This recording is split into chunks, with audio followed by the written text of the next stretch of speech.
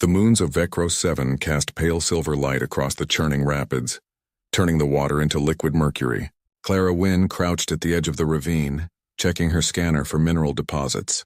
The survey work was mundane, but it paid well enough for a solo contractor, trying to make her way through the outer colonies. A sound pierced through the roar of water, high-pitched, desperate, unmistakably the cry of something young and terrified. Clara's head snapped up. There, caught in the current 30 meters downstream, a small creature struggled against the relentless pull of the river. Even from this distance, she could see it was losing the fight. Its dark fur was matted against its body, and its movements were growing weaker with each passing second. She didn't think. She just moved. Clara sprinted along the rocky bank, her boots skidding on loose stones. The creature disappeared beneath the surface once, twice. Her heart hammered in her chest as she calculated angles and distances. There, a fallen tree extended partially across the water, its gnarled roots still clinging to the bank. Without hesitation, Clara scrambled onto the trunk. The bark was slick with moss and spray from the rapids. She inched forward, feeling the wood groan beneath her weight. The creature surfaced again, its golden eyes wide with panic, tiny paws flailing uselessly. "Come on, come on," Clara muttered, extending her arm as far as she dared. The creature swept closer, carried by the merciless current. At the last possible moment, Clara lunged forward, her fingers closing around wet fur. The sudden weight nearly pulled her in. Clara's other hand shot out, gripping a branch with white-knuckled desperation. For a terrifying moment, she teetered on the edge, the roar of water filling her ears. Then, with a grunt of effort, she hauled both herself and the creature back toward the bank. She collapsed onto solid ground, gasping. The small animal clutched against her chest. It was trembling violently, making soft whimpering sounds. Now that she could see it clearly, Clara realized it resembled a wolf pup, but not quite. Its fur was midnight blue with patterns of bioluminescent silver that pulsed faintly. 6 legs instead of 4, ears that swept back like wings. "It's okay," Clara whispered, stroking its head gently. "You're safe now." A low growl froze her blood. Clara looked up slowly. On the opposite bank stood a massive creature, easily 3 meters tall at the shoulder, with the same midnight blue fur and glowing silver markings as the pup. But this was no helpless infant. This was a predator, and its eyes blazed with an intelligence that was distinctly not animal. More shapes emerged from the tree line behind it. 5, 10, 15 of them, a pack, and they were all staring at Clara with those unnervingly intelligent golden eyes. The largest one, clearly the alpha, stepped to the very edge of the water. Clara's hand instinctively moved to the plasma pistol at her hip, but she knew it would be useless against so many. The alpha's lips curled back, revealing teeth like daggers. Then it did something that made Clara's breath catch. It bowed its head. The gesture was unmistakable, deliberate. One by one, the other pack members followed suit, lowering their massive heads in what could only be described as reverence or respect.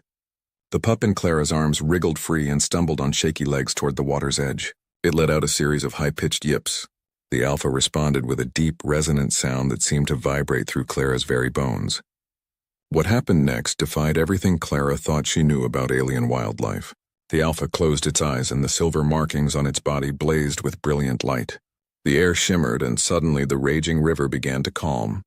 The water level dropped, the current slowed, until a path of exposed rocks created a bridge between the two banks. The alpha crossed first, moving with fluid grace despite its enormous size. It approached Clara slowly, and she forced herself to remain still, her heart threatening to beat out of her chest. The creature stopped just in front of her, so close she could feel the heat radiating from its body. Then impossibly it spoke. The words weren't in any language Clara recognized, but somehow she understood them, felt them in her mind like a warm pulse of meaning and emotion. "You saved our young.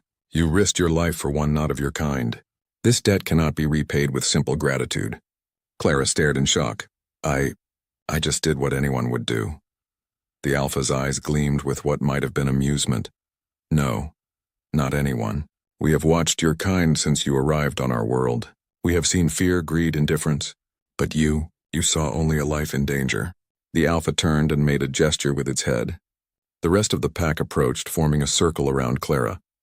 She should have been terrified, but instead she felt a strange sense of safety, of belonging. "I am Rayvon," the alpha communicated, "and you, Clara Wynne, have been chosen." Chosen for what? Ravon's silver markings pulsed in a rhythmic pattern, and Clara felt a warmth spread through her chest. When she looked down, She saw that her own skin was beginning to glow with the same silver light. To be pack, to be family. To be the bridge between your kind and ours. Raven's mental voice carried notes of hope and determination. For too long, humans have seen us as beasts to be studied or threats to be eliminated. But you saw us as we are, beings worthy of compassion. With you as our voice, perhaps others will see it too. The pup, now mostly dry, bounded back to Clara and pressed against her leg. She reached down automatically to scratch behind its wing-like ears. I don't know if I can do what you're asking, Clara said quietly. You already have, Raven replied. The moment you chose to act, you changed everything. Clara looked around at the circle of alien wolves, their silver markings pulsing in unison like a shared heartbeat. She thought about the isolation she'd felt, drifting from colony to colony with no real connections. She thought about the pup's terrified eyes and the alpha's bow of respect. She thought about what it meant to be seen, truly seen for a single moment of compassion.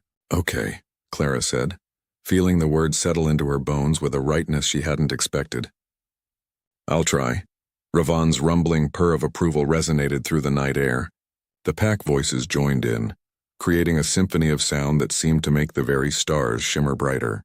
Clara Wynne had come to Vecros 7 looking for minerals. Instead, she'd found something